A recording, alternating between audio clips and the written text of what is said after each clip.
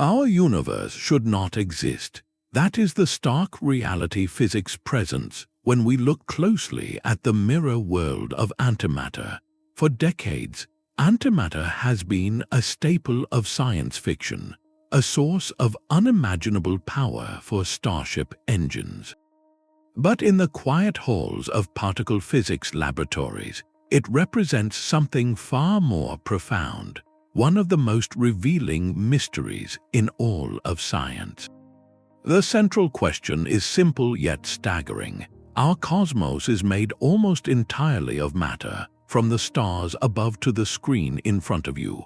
Yet our best theories insist the Big Bang should have created matter, and its opposite, antimatter, in perfectly equal amounts.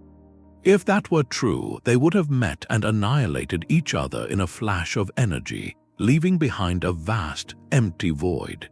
The fact that we are here to ask the question means something is profoundly wrong or profoundly missing from our understanding of reality. By the end of this exploration, you will understand why solving the antimatter mystery is the key to unlocking the fundamental asymmetry of existence itself. We will journey from a brilliant mathematician's equation to traps that hold the most elusive substance in the universe, searching for the crack in a perfect cosmic mirror.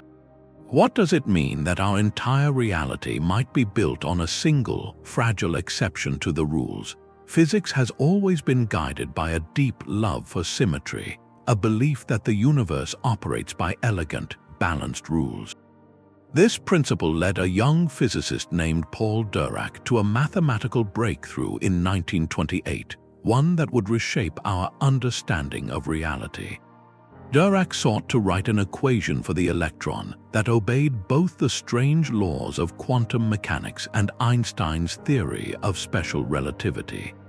The mathematics worked, but it came with a bizarre and unsettling price. His elegant solution had two answers, a positive one and a negative one, much like solving a simple equation can give you both +2 and -2. In the physical world, this negative solution seemed to describe a particle with negative energy, a concept that made no intuitive sense. At first, some tried to brush it aside as a mere mathematical quirk, or even suggest it might describe the already known proton. But Dirac persisted. He proposed a radical interpretation. That negative solution wasn't a mistake, it was a prediction. It described a mirror universe of particles, identical in mass to their ordinary counterparts but with opposite electric charge.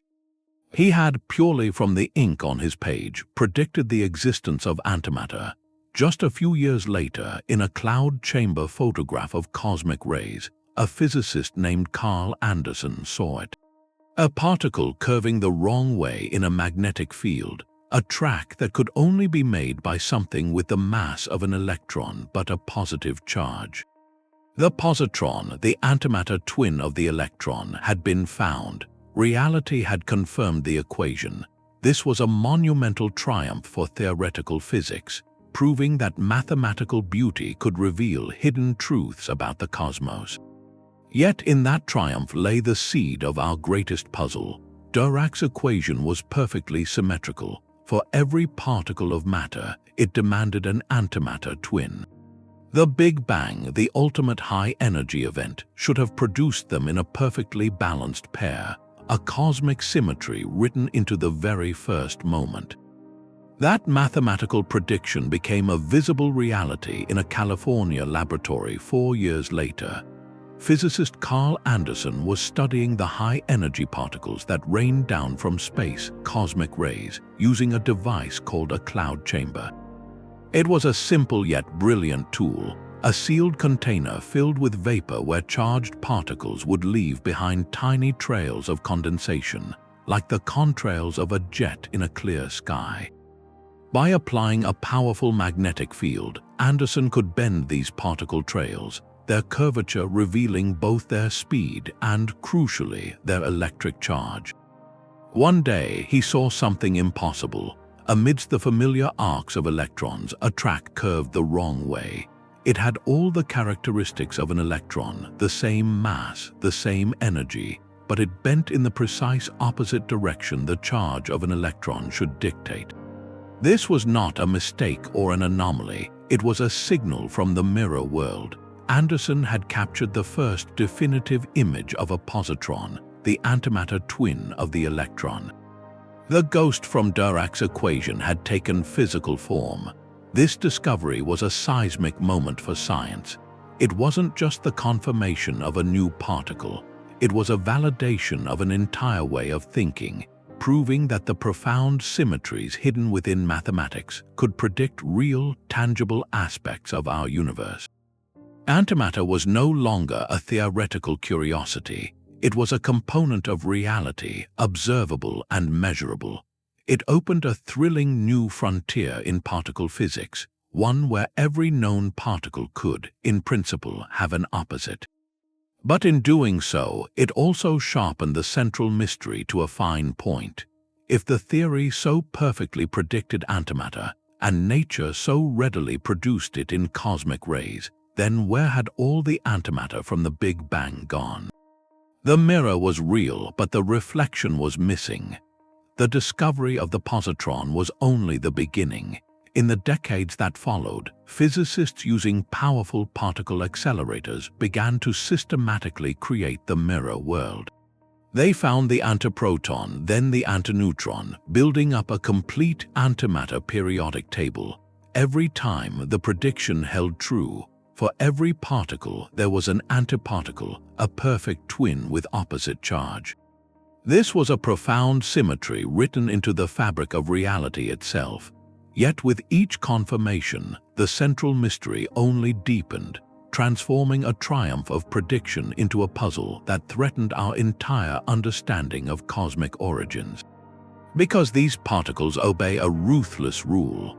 When a particle meets its antiparticle, they do not simply repel or ignore each other. They vanish. In a flash of pure energy, both are completely annihilated, their mass converted into light according to Einstein's famous equation. This process is perfect, total, and leaves behind no residue. And this is what makes the existence of our universe so inexplicable.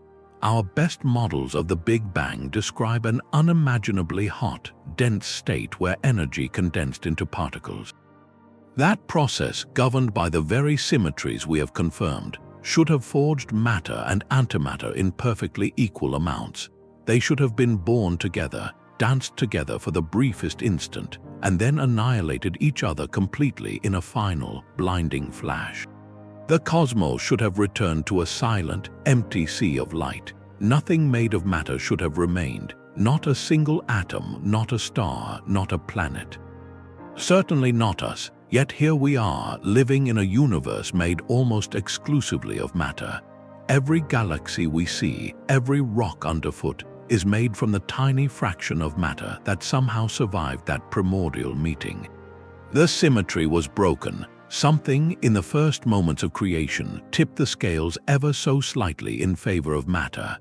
Our entire reality is not the product of a perfect plan, but the leftover debris from an almost, but not quite, total annihilation.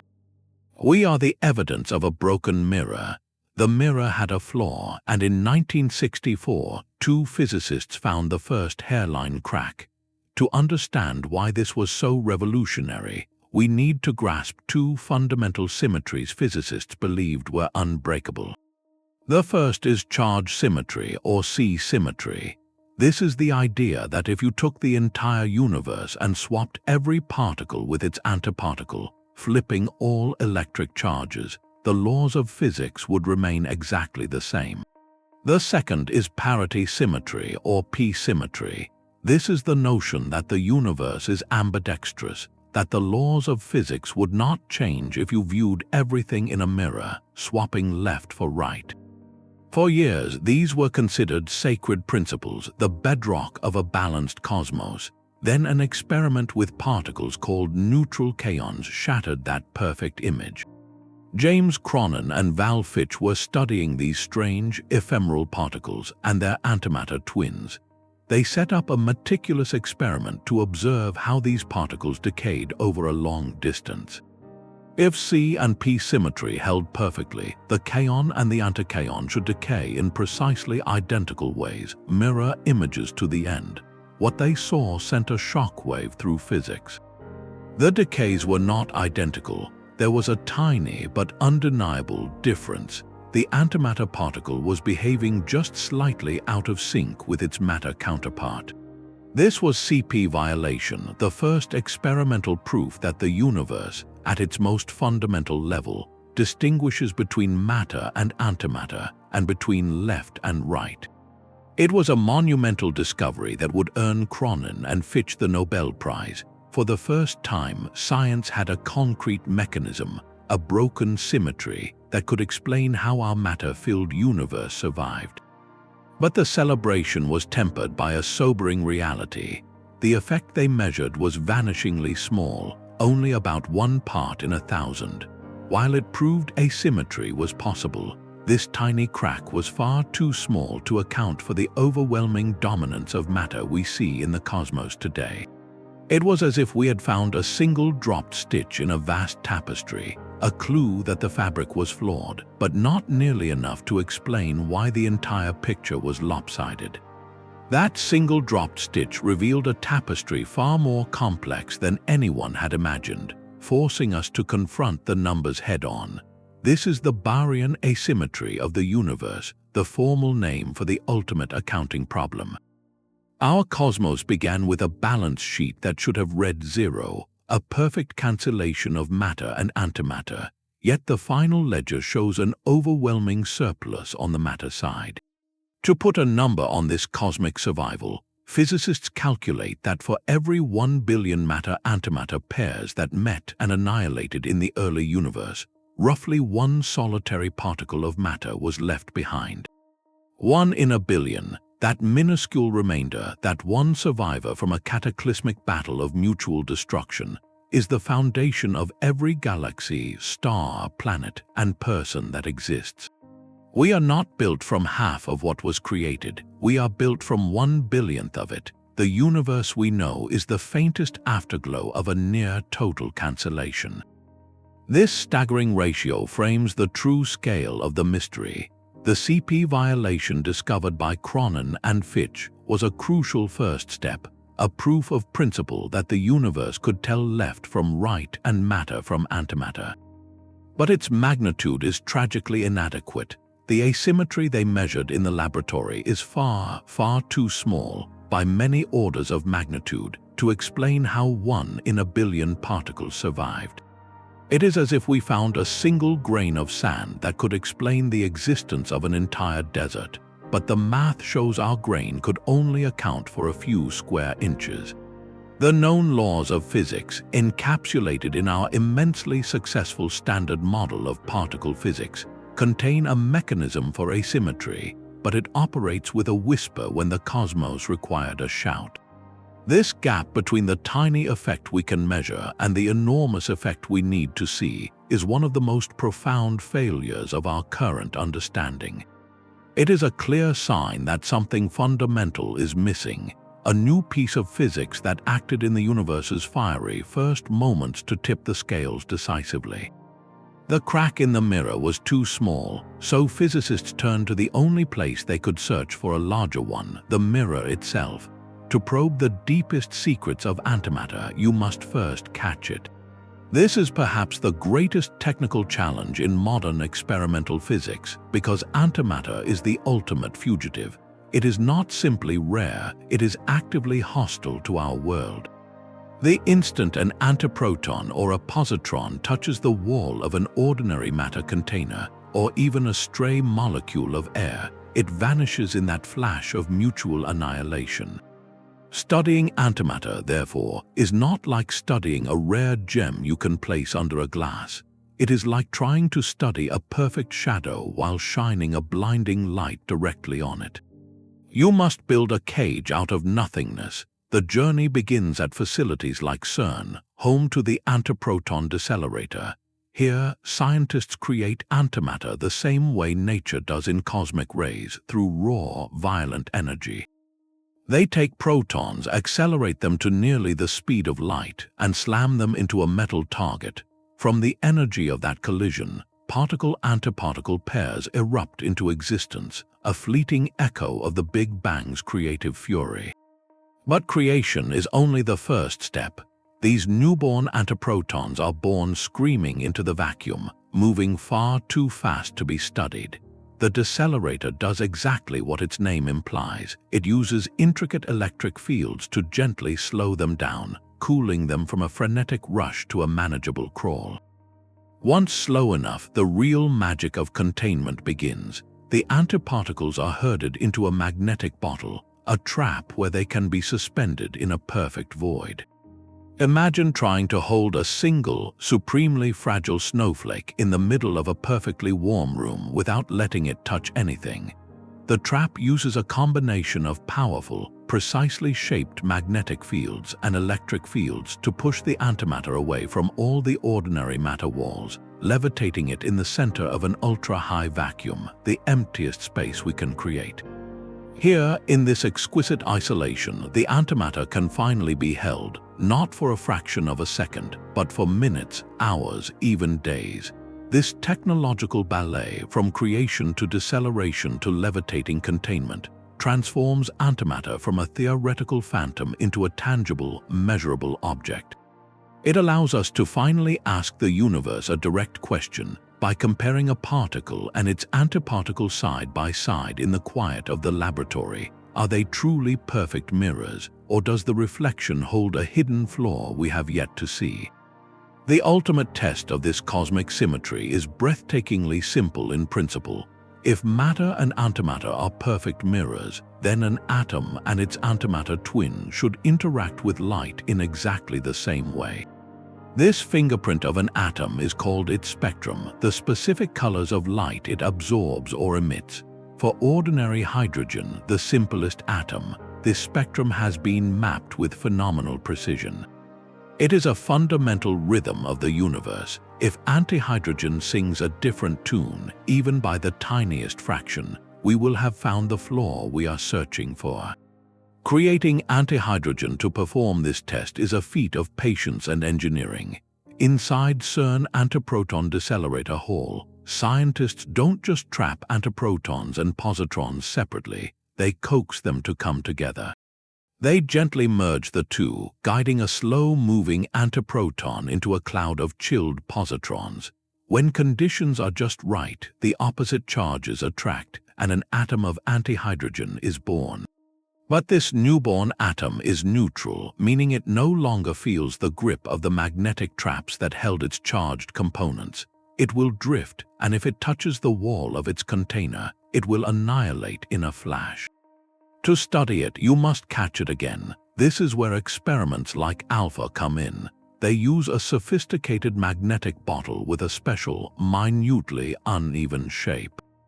This creates a magnetic field that is slightly stronger at the ends than in the middle, forming a gentle well that can trap the neutral antihydrogen atom. It is like holding a marble in a shallow bowl by ever so slightly tilting the surface. Once trapped, the real interrogation can begin. Scientists shine finely tuned lasers at the trapped antihydrogen atoms. They are looking for a very specific transition, a jump that an electron or positron makes between energy levels. In ordinary hydrogen, when this happens, the atom absorbs light of an exact known color. The question for the antihydrogen atom is simple. Will it absorb the exact same color? So far, after years of painstaking work, the answer has been a resounding and frustrating yes. Within the incredible precision of these experiments, matter and antimatter atoms appear identical. Their spectra match. The mirror in this most fundamental test remains unbroken. Another experiment, called BASE, takes a different approach, measuring the magnetic properties of single antiprotons with staggering accuracy, comparing them to protons. Again, they match. This consistency is a triumph of experimental physics, proving we can manipulate the mirror world with exquisite control, yet it deepens the mystery. We have built the most sensitive scales imaginable, placed a particle on one side and its antiparticle on the other, and found them to weigh the same. The known crack of CP violation is too small, and the mirror of atomic structure remains perfect. So where did the asymmetry come from? The search must push further into realms where our current physics may begin to bend. But if the mirror reflects light identically, what about the most universal force of all? Gravity touches everything from planets to particles, bending the fabric of space and time itself. For decades, physicists have operated on a quiet assumption that gravity treats matter and antimatter exactly the same. It seems logical. Einstein's theory of general relativity describes gravity not as a force between masses, but as the curvature of spacetime caused by energy and mass. Since an antiproton has the same mass as a proton, it should follow the same curved path, falling downward just like ordinary matter. But until very recently, this was only an assumption, a line in a theoretical textbook that had never been directly tested with neutral antimatter atoms. The possibility, however faint, remained that antimatter might experience gravity differently, that it could even fall upward. Such a discovery would not just solve the mystery of the missing antimatter, it would shatter our understanding of gravity itself. To settle this, scientists needed to do something that sounds deceptively simple. They needed to drop antimatter and watch what happens. This became the mission of the Alpha-G experiment at CERN, a specialized apparatus built not just to trap antihydrogen, but to let it go. The design is a marvel of precision. Imagine a vertical tube about 250 centimeters tall, colder than the void of space and emptier than the best vacuum we can create on Earth. At the top and bottom of this tube are powerful magnetic mirrors, creating a magnetic bottle that can hold the neutral antihydrogen atoms. The critical step is to very slowly, very carefully, weaken the magnetic fields at the top and bottom of this trap. It is like slowly removing the lid from a jar. When the magnetic grip is loosened enough, the antihydrogen atoms inside, feeling only the gentle pull of Earth's gravity, begin to escape. They drift out of the trap and down the tube. At the bottom, waiting with unimaginable sensitivity, are annihilation detectors. These sensors don't see the atom itself, but they record the tiny, telltale flash of energy when the antimatter atom finally meets the ordinary matter wall of the detector. The key is timing and location. If antimatter falls down like ordinary matter, the atoms will drift downward and annihilate at the bottom detector more often. If it fell upward, they would annihilate at the top. In 2023, after years of painstaking work and the analysis of countless individual antihydrogen atoms, the Alpha-G collaboration announced their result. Within the remarkable precision of their experiment, antimatter falls down. It obeys the same gravitational pull as everything else in our world. This landmark measurement, the first direct observation of free-falling antimatter, was a triumph of experimental physics. It confirmed a foundational pillar of Einstein's theory, the equivalence principle for the mirror world. But for the hunt to explain our matter-dominated universe, the result was a double-edged sword. It ruled out one of the most dramatic and simple alternatives, the idea that antimatter might have experienced gravitational repulsion in the early universe, neatly sorting itself away from matter. That elegant solution is now closed. The mirror reflects gravity correctly, too. This means the search for the origin of the cosmic asymmetry must be squeezed into an even tighter space. It must be a subtle effect, hidden not in gravity or in the basic structure of atoms, but in the more exotic, fleeting processes that govern the universe in its first searing fractions of a second. With each negative result, with each perfect reflection we confirm, the mystery becomes more acute and the potential answer more profound. The mirror reflects light and gravity with perfect fidelity, so where could the hidden flaw possibly lie? The answer may be hiding in the most ghostly particles we know, neutrinos. To understand their potential role, we must first grasp their strangeness. Billions of neutrinos are passing through your body every second, coming from the sun and distant cosmic events. They are so insubstantial they rarely interact with anything at all, earning them the nickname ghost particles. For a long time, physicists thought they were simple, massless, and perhaps even boring. But discoveries in the late 20th century revealed something astonishing. Neutrinos are not static. They oscillate, changing their identity as they travel through space. An electron neutrino emitted by the sun can transform into a muon neutrino or a tau neutrino by the time it reaches Earth. This chameleon-like behavior has one profound implication. Neutrinos must have mass, however tiny. This was a monumental discovery, one that required an update to the standard model of particle physics. But the neutrino's strangeness may go even deeper, touching the very heart of the antimatter mystery. There is a compelling theoretical possibility that neutrinos are what physicists call Majorana particles. In simple terms, this means a neutrino could be its own antiparticle. For most particles, like the electron and positron, the matter-antimatter distinction is absolute. But if a neutrino is a Majorana particle, that distinction blurs and then vanishes. The particle and the antiparticle are one and the same. This unique property opens the door to a hypothetical process in the ultra-early universe called leptogenesis. The idea is elegant and powerful. In the unimaginable heat, a fraction of a second after the Big Bang, heavy, right-handed neutrinos predicted by some theories could have decayed.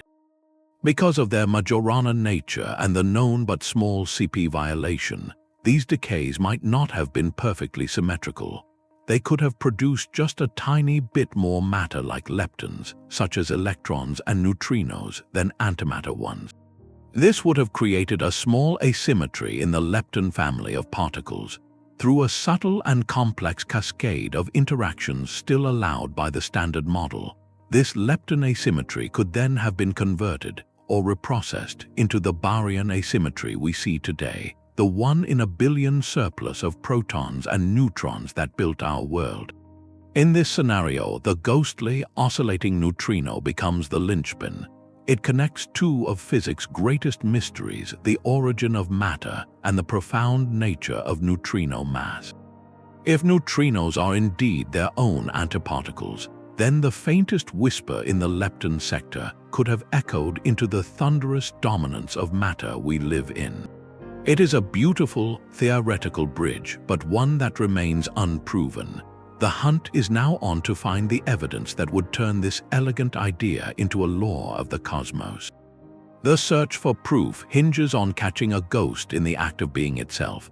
To confirm that a neutrino is its own antiparticle, physicists are hunting for one of the rarest events in the universe, a hypothetical nuclear transformation called Neutrinoless double beta decay. Understanding this requires a quick look at a more common process. In some unstable, heavy atomic nuclei, a single neutron can decay into a proton, emitting an electron and an antineutrino. This is regular beta decay. In a few special isotopes, however, single beta decay is forbidden by energy rules. Instead, two neutrons can decay simultaneously, a process called double beta decay. In the standard version, this emits 2 electrons and 2 antineutrinos. But if the neutrino is a Majorana particle, if it is its own antiparticle, something extraordinary could happen. Inside the nucleus, one of the emitted antineutrinos could be instantly reabsorbed as a neutrino by the other transforming neutron. The 2 antineutrinos would, in effect, cancel each other out. The result, a decay that releases only 2 electrons and no neutrinos at all. The total energy carried away by those 2 electrons would be a precise, telltale signature, a single sharp line on a detector's readout, unlike the fuzzy spectrum of the standard 2-neutrino process. Observing that sharp line would be the smoking gun. It would prove that the neutrino and antineutrino are interchangeable, that the ghost particle is indeed its own mirror. This would provide the crucial experimental pillar for leptogenesis, showing that the very mechanism needed to explain our matter-dominated universe is woven into the fabric of reality. Finding this event, however, is a monumental challenge of patience and purity. A single instance of neutrinoless double beta decay in a given atom might occur only once every 10 trillion years, far longer than the age of the universe.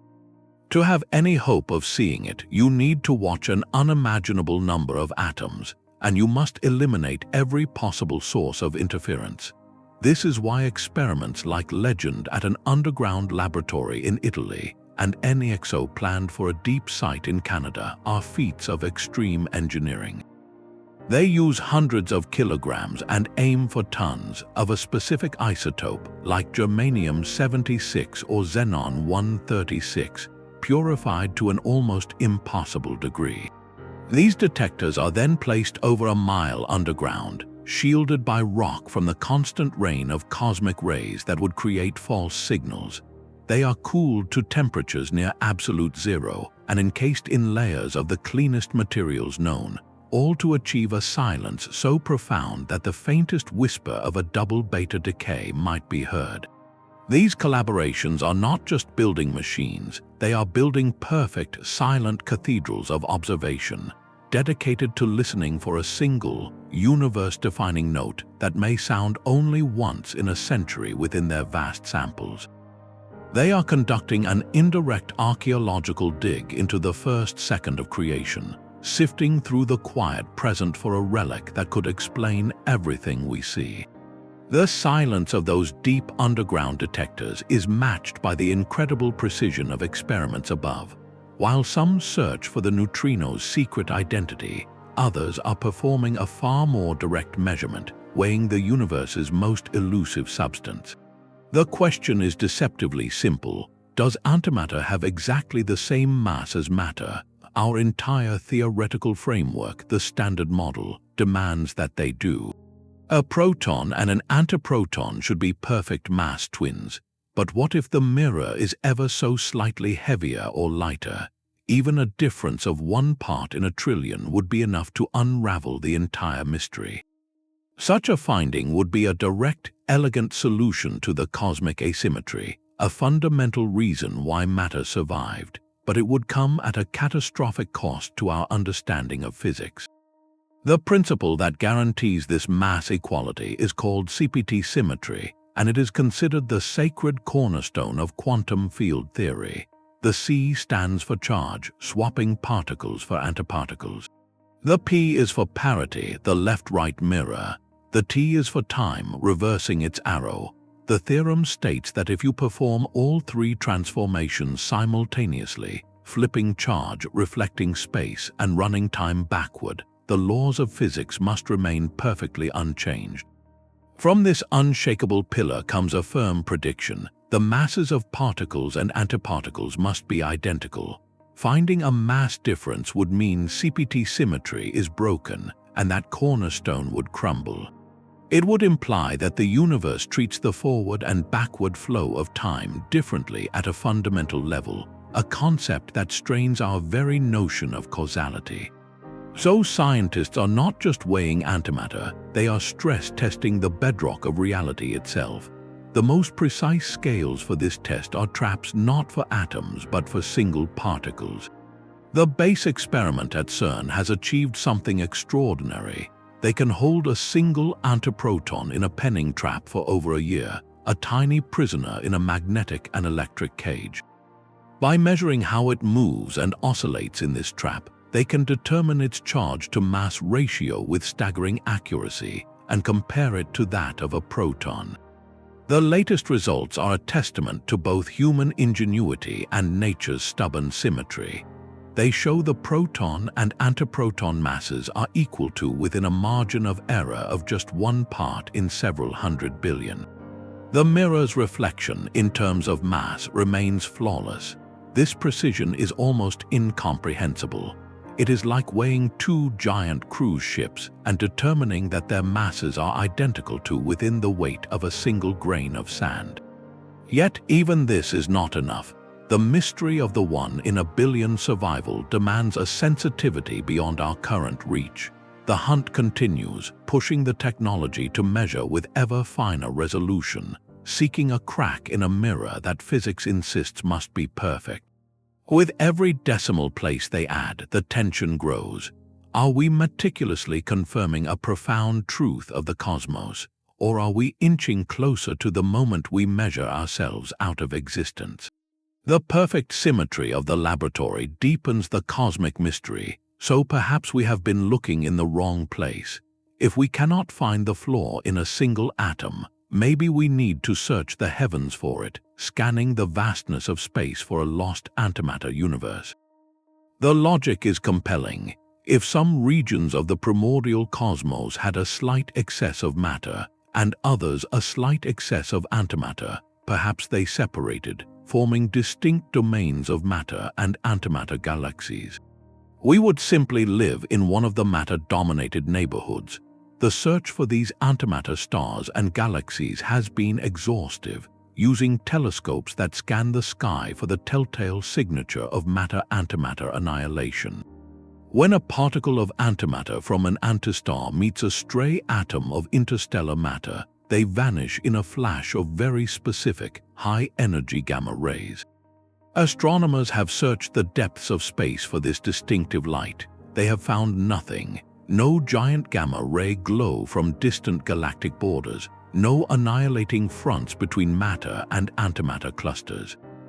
The observable universe, as far as our best instruments can see, appears to be made almost entirely of ordinary matter. There are no vast, hidden reservoirs of primordial antimatter left over from the Big Bang. This profound absence tells us the asymmetry was not a local accident. It was a global rule written into the entire cosmos at its birth. Yet antimatter is not absent from the cosmos. It is created within it constantly, in the most violent furnaces nature possesses.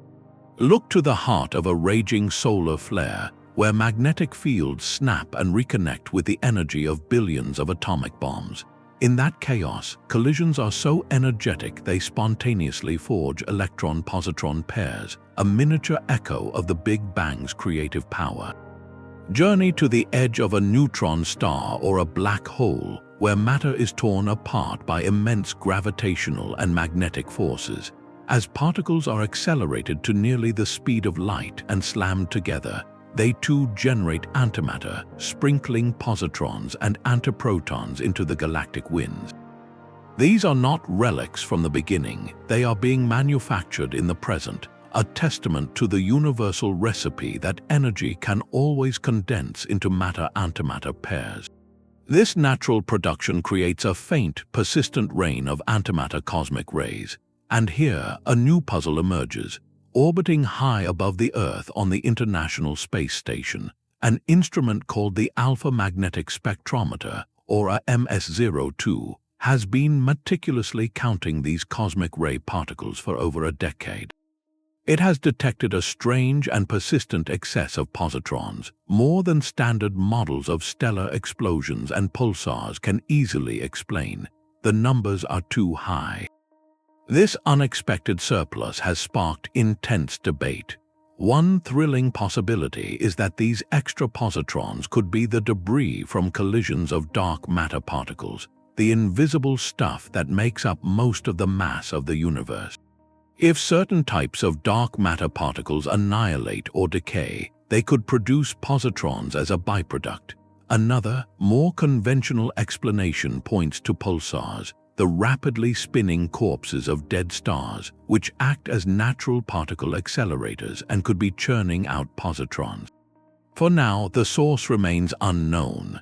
This celestial detective story beautifully links the mystery of antimatter to other great cosmic puzzles, like the nature of dark matter. It reminds us that the universe is still writing its story in particles we are only just learning to read, and that the key to one enigma might be hidden in the shadow of another. These celestial clues point us back to the laboratory floor, where the fundamental rules themselves are being questioned. The standard model of particle physics is a masterpiece of human understanding, a framework that has predicted and explained nearly every particle interaction we have ever observed. Yet it stands before the antimatter mystery humbled. Its built-in asymmetry is a mere whisper, incapable of producing the cosmic shout that built our reality. This glaring insufficiency is not a failure but a beacon illuminating the path beyond. It tells physicists that the answer lies in new physics, in realms of theory that extend our map of reality into uncharted territory. The search has spawned a landscape of elegant, mind-bending ideas, each a potential key to the first second of time. One leading avenue is called Electroweak Baryogenesis. To grasp this, think of the early universe not as a static place, but as a substance undergoing a radical change of state, like water freezing into ice. In the unimaginable heat, a fraction of a second after the Big Bang, the electromagnetic force and the weak nuclear force were unified as a single, symmetric entity. As the cosmos expanded and cooled, it underwent a phase transition. This was a cosmic freezing, where the unified force crystallized into the two distinct forces we know today. Theorists propose that this transition may not have been smooth and uniform. Bubbles of the new, broken symmetry phase could have nucleated and expanded through the old, symmetric universe, much like ice crystals forming and growing in supercooled water. Crucially, the walls of these expanding bubbles could have created just the right conditions, a perfect storm of CP violation and particle interactions, to actively generate an excess of matter over antimatter. It would not have been a leftover from annihilation, but a positive production, a cosmic assembly line forging matter directly into the fabric of the newborn cosmos. For this elegant story to be true, however, the Standard Model needs help. The phase transition it describes is too weak, too gentle. This has led physicists to propose extensions to the model, new particles and interactions that would make the transition more violent, more pronounced. Many of these predicted particles, like certain types of Higgs bosons or other exotic partners, could potentially be discovered by the immense colliders like the Large Hadron Collider, or leave subtle imprints on the cosmic microwave background, the afterglow of the Big Bang itself. Another profound concept emerges from the mathematics of supersymmetry, a theory that proposes every known particle has a heavier superpartner. Within this framework lies the Affleck-Dine Mechanism. Here, the protagonists are not particles as we know them, but cosmic fields that permeated all of space in the earliest moments. Specific scalar fields, entities with magnitude but no direction, could have been displaced from their lowest energy state in the hot, chaotic infancy of the universe. As the cosmos cooled and these fields began to oscillate and roll down to their stable values, their complex dance could have inherently favored the production of matter over antimatter, imprinting the asymmetry directly onto the universe in a kind of primordial leaning. The energy stored in these rolling fields would then decay, converting that abstract bias into the actual quarks and leptons that would become our world. Like electroweak baryogenesis, this mechanism is a beautiful theoretical narrative, but it demands new physics to function, pointing toward the existence of as yet undiscovered fields and particles. These are not just abstract speculations, they are detailed, mathematical blueprints for creation. They transform the question from why did matter survive to how was matter actively forged. Each theory makes specific, testable predictions. They suggest new particles that could be hunted at colliders, or specific patterns in the faint ripples of the universe's first light that next-generation telescopes might detect. The antimatter mystery, therefore, is far more than a puzzle about missing stuff. It is a powerful compass, its needle quivering insistently, pointing the way toward a deeper layer of natural law. Every time we confirm the perfect symmetry of an antiproton's mass or an antihydrogen atom's spectrum, we are not closing doors. We are tightening the constraints, telling the theorists exactly where their brilliant ideas must fit. The pressure builds and the space for an answer becomes exquisitely small, promising that when we finally find it, the revelation will be worth the wait. This cosmic pressure cooker of theories brings us to a particle we have actually found, the Higgs boson. Its discovery in 2012 was a landmark moment, confirming the existence of the Higgs field, an invisible energy sea that fills all of space. It is this field that gives fundamental particles their mass, like wading through a kind of cosmic treacle. But the Higgs is far more than just a mass giver. Its properties are directly linked to the ultimate fate of the cosmos and potentially to its very first moments. The stability of our entire universe hinges on the precise mass of the Higgs boson and the shape of its potential energy field. Current measurements suggest we live in a universe that is metastable, like a ball resting in a shallow valley on the side of a much steeper hill. For now, everything is fine, but a sufficiently large jolt could, in theory, send the universe rolling into a lower energy state, a catastrophic transition that would rewrite the laws of physics in its wake. This precarious balance is intimately connected to the electroweak phase transition in the early universe. Remember that cosmic freezing when forces split apart. The Higgs field was the star of that show. Its behavior as the universe cooled determined whether that transition was a gentle slide or a violent, bubble-forming process necessary for creating matter. Researchers are now intensely investigating whether the Higgs itself could have been an architect of asymmetry. In the searing heat of the infant cosmos, the Higgs field likely interacted with other particles in complex, asymmetric ways. Some compelling theories suggest that these interactions, perhaps involving hypothetical heavier partners of the Higgs or connections to neutrinos, could have provided the necessary CP violation and out-of-equilibrium conditions to tip the scales. The Higgs, therefore, is not a passive bystander to the mystery. It is a central character in the drama. Its discovered properties constrain the possible stories we can tell about the universe's birth. Every new measurement of how it decays or interacts with other particles at facilities like the Large Hadron Collider is a test of these grand narratives. The search for the origin of matter is increasingly a search to understand the Higgs field's true role in the cosmic dawn, making this elusive particle a tangible key to the most intangible of questions. While we chase antimatter across the cosmos and in particle traps, it has already found a quiet home in a place that touches millions of lives, the hospital. The same annihilation that defines its cosmic hostility has been harnessed as one of medicine's most powerful diagnostic tools. This is positron emission tomography, or a PET scan. The process begins with a simple injection. A patient receives a biologically active molecule like a sugar that has been tagged with a radioactive isotope. This isotope is unstable, and as it decays, it does something very specific. It emits a positron. Inside the body, that positron doesn't travel far, perhaps just a millimeter or two, before it inevitably meets an electron. In that instant, the drama of mutual annihilation plays out on a microscopic scale.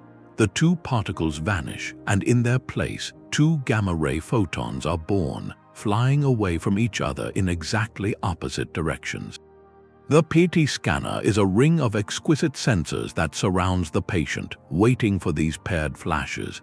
It doesn't see the particles themselves, but it detects the simultaneous arrival of these two gamma rays from a single annihilation event. By tracing millions upon millions of these back-to-back signals, a powerful computer can triangulate their precise point of origin, building up a breathtakingly detailed, three-dimensional map of metabolic activity within the body. Areas with higher cellular activity, like a growing tumor or a firing region of the brain, will take up more of the radioactive sugar tracer, leading to more positron emissions and a brighter signal on the scan. This allows doctors to see not just anatomy but function, to locate cancers, map the progression of neurological conditions, and understand the living chemistry of the heart. It is a profound and beautiful irony. The process that, on a cosmic scale, threatens the very existence of matter becomes, on a human scale, a life-saving window into our own biology. The antimatter here is not a mystery to be solved, but a messenger, a fleeting spark that illuminates the hidden workings of life from within. This technological spin-off is a powerful reminder that the pursuit of fundamental understanding, of chasing ghosts in particle accelerators and wrestling with equations, is never purely abstract. The tools we forge to probe the deepest secrets of the universe often find unexpected purpose in healing the human body. The same magnetic confinement principles developed to trap antiprotons refine medical imaging. The detectors built to catch rare cosmic events become the eyes of our diagnostic machines. Antimatter, in its medical application, embodies a beautiful duality. It is both a profound cosmic puzzle and a precise, practical light in the darkness. It grounds our grand, abstract questions in tangible human benefit, showing that the search for why we are here can also teach us how to care for one another. This profound duality between cosmic mystery and medical marvel brings us to a question grounded in pure practicality. If antimatter is so useful, why aren't we making more of it? The answer lies in a staggering number, one that frames its status as the most expensive substance ever conceived. To produce just 1 single gram of antihydrogen, using our most advanced technology at CERN, would require an amount of energy so vast it borders on the absurd. Current production methods are achingly slow and inefficient.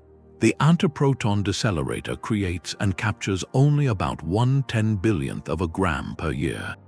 At that rate, gathering enough for a single gram would take not years, but many times the current age of the universe. Even if we dramatically scaled up the technology, the fundamental physics presents a brutal energy bill. You must put in vastly more energy to create antimatter than you could ever get back from its annihilation. This is the core of the misconception often seen in fiction. While matter-antimatter annihilation is the most efficient reaction known, converting 100% of mass into energy, the process of creating that antimatter in the first place is catastrophically lossy. You are essentially trying to bottle a lightning bolt, using a power plant to forge a fuel that, when used, gives you only a tiny fraction of that power back. The cost isn't just in energy, but in the phenomenal engineering required to store it. Those magnetic bottles and ultra-high vacuum systems represent the pinnacle of human technical achievement, built to hold mere atoms or molecules at a time. Scaling that containment to hold a gram, a quantity that would still fit on a pinhead, would be a challenge of almost unimaginable complexity and cost. So when you hear a figure like several $trillion per gram, that number isn't just about the electricity. It's a stand-in for the entire monumental infrastructure, time, and effort required. This makes antimatter, for the foreseeable future, the ultimate scientific instrument, not a power source. Its value lies not in the energy it could release, but in the secrets it reveals under the careful light of a laboratory laser. It is a substance whose true worth is measured in knowledge, not kilowatts, a mirror we built at incredible expense not to see our reflection, but to find the single, universe-defining flaw in the glass. Yet the mirror's perfection in our most precise tests makes every tiny, unexplained wobble in the data electrifying. Beyond the clear negatives and perfect symmetries, physics laboratories are now reporting subtle, persistent anomalies, hints of a shadow moving just at the edge of our vision. These are not yet discoveries but tensions, numbers that stubbornly refuse to line up with predictions, suggesting there might be cracks in the foundation after all. One of the most compelling comes from a particle that is essentially a heavier, unstable cousin of the electron, called the muon.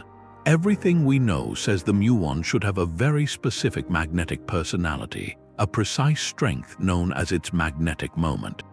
For decades, theory and experiment have agreed, but recent, incredibly delicate measurements at Fermilab suggest the muon's magnetism is ever so slightly stronger than the standard model predicts. It is a deviation of mere parts per billion, but it has persisted through years of analysis. The critical question for our mystery is whether the antimatter version of the muon, the antimuon, shows the exact same anomalous wobble. If it does, it points to a new force or particle affecting both matter and antimatter equally. But if the anomaly differs between them, even by a minuscule amount, it would be a direct signal of new CP violation, a fresh crack in the mirror that could finally explain the universe's bias. Experiments are now striving to measure the antimuon's magnetic moment with comparable precision, hunting for a divergence in the wobble. Meanwhile, at the Large Hadron Collider, another tantalizing tension emerges from the realm of beauty. The LHCb experiment specializes in studying particles called beauty quarks and their antiparticles, which are prolific factories for observing CP violation. Here, data has occasionally shown small but intriguing discrepancies in how certain beauty mesons decay. Some decay pathways appear to show a slightly different matter-antimatter asymmetry than the standard model anticipates. Again, the deviations are not yet definitive. They flicker at the edge of statistical significance, requiring more data to confirm if they are real or mere fluctuations. But to physicists, they glow like distant campfires in a dark theoretical landscape. They are potential signposts pointing toward new particles or interactions that could provide the missing source of CP violation, the louder shout needed to tip the primordial scales. These anomalies are the heartbeat of modern particle physics. They represent the frontier where known law meets unknown possibility. Each one is a thread pulled gently that could unravel a whole new layer of reality. They keep the antimatter mystery vibrantly alive, not as a closed book, but as an active investigation where the next run of a collider or the next analysis of a trapped particle could change everything. The story is not over. It is being written in the quiet hum of superconducting magnets and the silent flash of particle decays, a detective story where the universe is still leaving us clues. Perhaps the ultimate answer lies not in a flaw, but in a cosmic lottery. When our most precise experiments find only perfect symmetry, and our theories strain to explain a 1 in a billion survival, the mind naturally reaches for a more expansive canvas. This leads us to one of the most profound and speculative ideas in modern cosmology, the multiverse. Imagine not a single universe, but a vast, perhaps infinite, frothing sea of bubble universes, each born from its own inflationary event in a greater cosmic landscape. In this breathtaking view, the fundamental constants and even the laws of physics themselves could vary from bubble to bubble. Some might have stronger gravity, others might not have nuclear forces at all. Crucially for our mystery, the way symmetries break could be a matter of chance in each new bubble. In this grand landscape, there could be countless universes where matter and antimatter were created in perfect balance and annihilated completely, leaving behind eternal darkness. There could be others where antimatter won the cosmic toss, resulting in antistars, antiplanets, and perhaps even anti-beings asking the same question. And then there is our bubble, a universe where, by pure accident, the symmetry broke in just the right way to leave a tiny surplus of matter. In this framework, our existence is not the result of a fundamental, necessary law written into the first moment of a solitary cosmos. It is a local accident. We do not live in a universe fine-tuned for life. We live in the one bubble among an unimaginable plurality, where the random roll of the dice happened to produce the conditions we recognize. This shifts the entire nature of our question. We stop asking how the asymmetry was produced by the laws of physics, because in a multiverse, the laws themselves are variables. Instead, we are left with a different, deeply philosophical question. Why here? Why do we find ourselves in this particular bubble with this particular outcome? Some physicists argue this is a form of cosmic anthropic reasoning. We could only ever ask this question in a bubble that produced complex structures like galaxies and planets, which in turn requires a matter-dominated universe. So while a multiverse might contain every possible outcome, we are logically bound to observe the one that allows for observers. It is a compelling, mind-expanding idea, but it is also a controversial one. By its very nature, the multiverse hypothesis is currently untestable, as other bubbles would be forever beyond our causal horizon, separated by stretches of inflating space we can never cross. It risks explaining everything by proposing a reality so vast that anything can happen somewhere. Yet it remains a powerful conceptual tool, a reminder that when we stare into the perfect mirror of antimatter and see only our own reflection, the answer might not be in the glass, but in the nature of the room that holds it. That search for a room beyond the mirror leads us to the most profound implication of all. The antimatter mystery is not merely a technical problem in particle physics.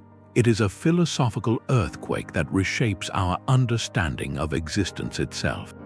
For centuries, science and philosophy have been drawn to the ideal of symmetry, to the belief that nature's deepest laws are balanced, elegant, and impartial. We saw this in Dirac's equation, a thing of perfect mathematical beauty that predicted a perfect mirror world. Yet the universe we inhabit is a testament to a fundamental brokenness.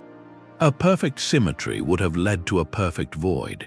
Our reality, in all its rich complexity, is only possible because of an exception, a cosmic rule that was bent, not followed. This positions our universe not as an inevitable product of cold, impersonal laws, but as a rare and specific outcome. The fact that we are here to observe it suggests the laws of physics had to align in a very particular and perhaps precarious way. The 1 in a billion survival is not just a number, it is a signature of fine-tuning.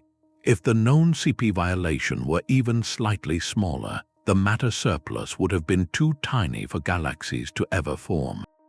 If it were slightly larger, the universe might be too dense and chaotic for stable solar systems. We find ourselves in a narrow window where the asymmetry was just enough. This realization bridges the gap between the equations of particle accelerators and the oldest human questions of why. Why is the universe this way and not another? Are we the product of a singular, fortunate accident in a single cosmos, or one possibility in a vast multiverse where every outcome plays out somewhere?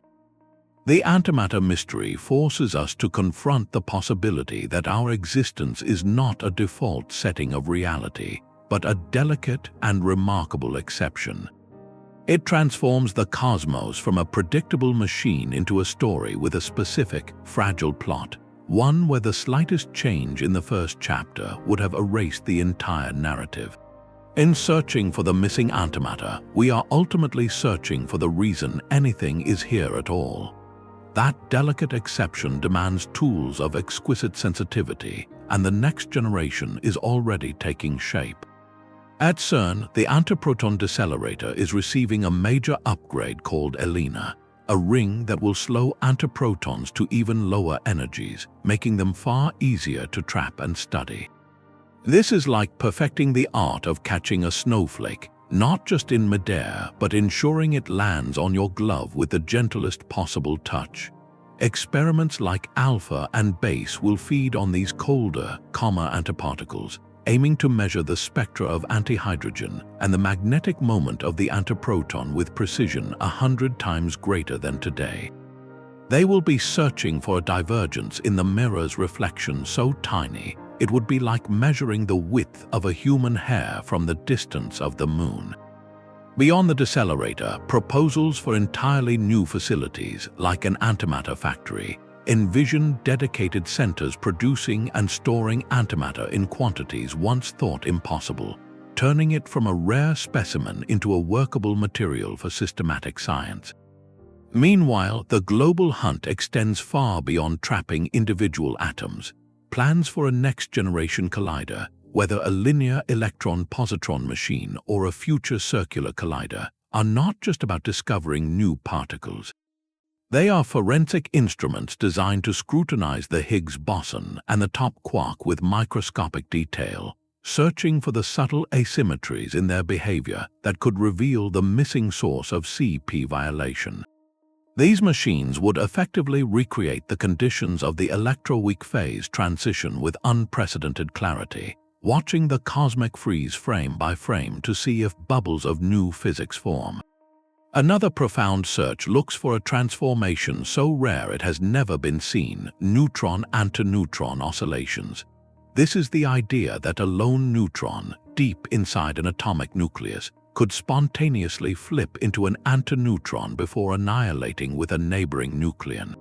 Observing this would be another direct sign of a fundamental blurring between matter and antimatter, a process that could have seeded the early universe with asymmetry.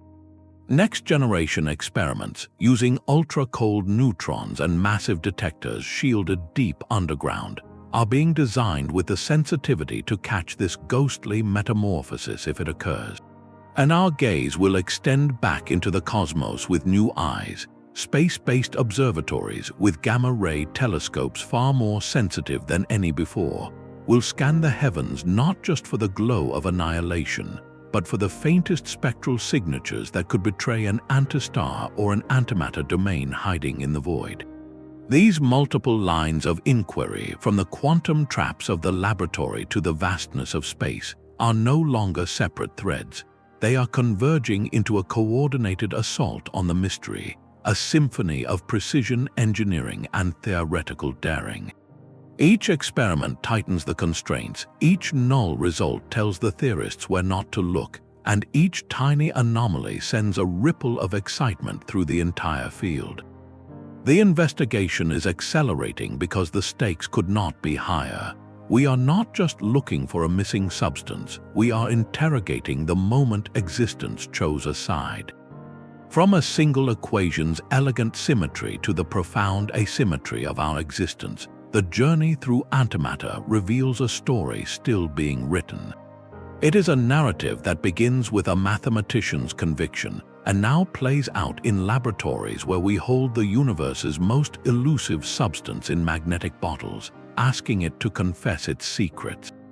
We have chased its ghost across cosmic rays, measured its fall under gravity, and scoured the heavens for lost antimatter galaxies, only to find the reflection stubbornly perfect and the cosmos overwhelmingly made of us. This is the core revelation. Antimatter is far more than a missing ingredient. It is the universe's most revealing probe. Its very scarcity, that 1 in a billion survival, is not a minor accounting error but a glaring signpost pointing beyond the map. Every time we confirm the perfect mass of an antiproton or the identical spectrum of an antihydrogen atom, we are not solving the mystery, we are tightening the vise. We are demonstrating with exquisite precision that our current understanding, the magnificent and successful standard model of particle physics, is incomplete.